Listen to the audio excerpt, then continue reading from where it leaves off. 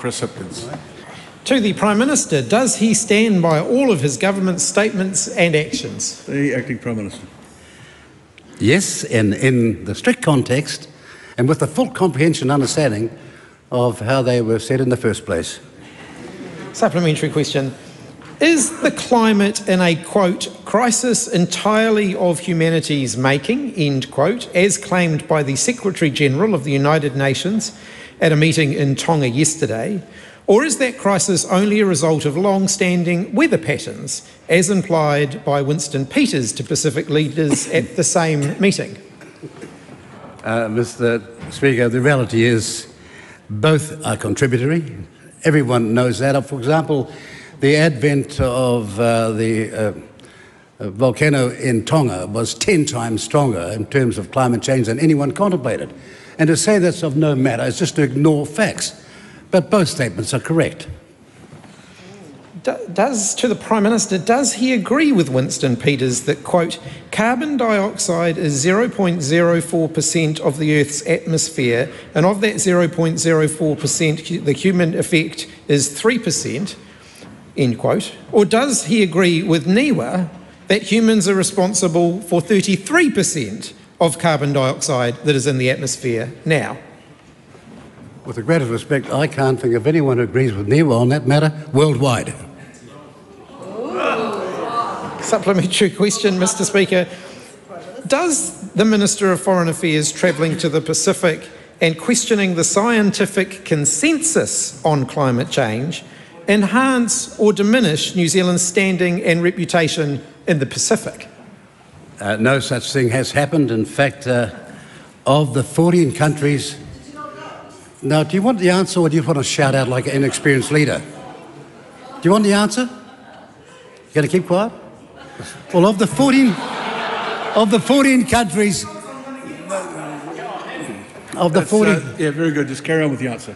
Of the 14 countries that I visited in a matter of months, every one of those countries has been grateful for our understanding of the matters of climate change, the financing of climate resilience projects.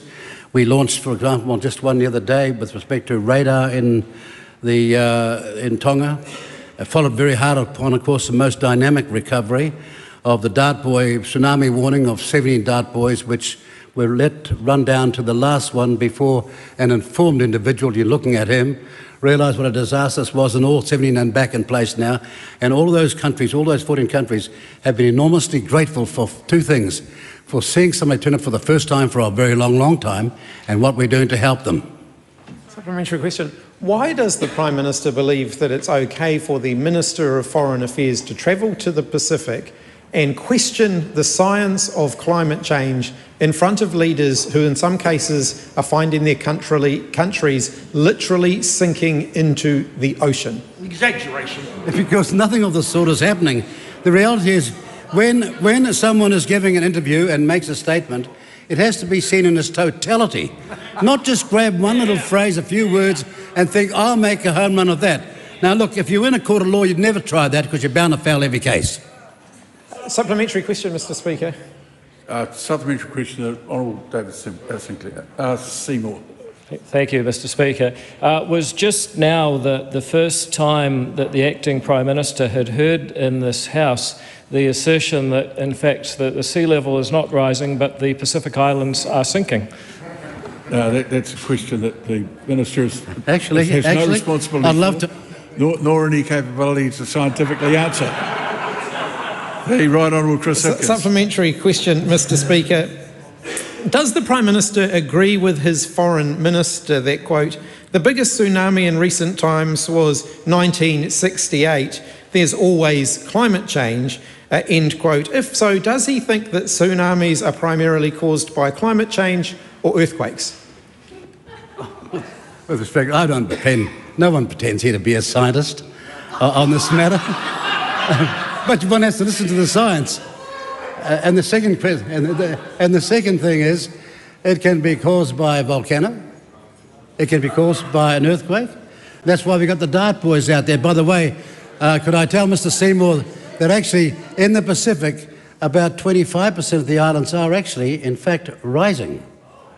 And the scientific out-of-space imagery proves that categorically, but of course they wouldn't want to know that, would they? Supplementary question, Mr. Speaker.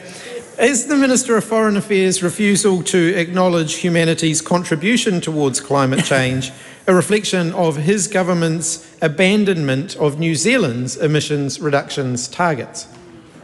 The reality is nothing of the sort, and when we were in the Pacific, they were gradually concerned about the fiscal cliff the previous government left. For example, they set out the financing, they set out the forward financing with respect to climate change, but set the ceiling, or the end part, at 2025.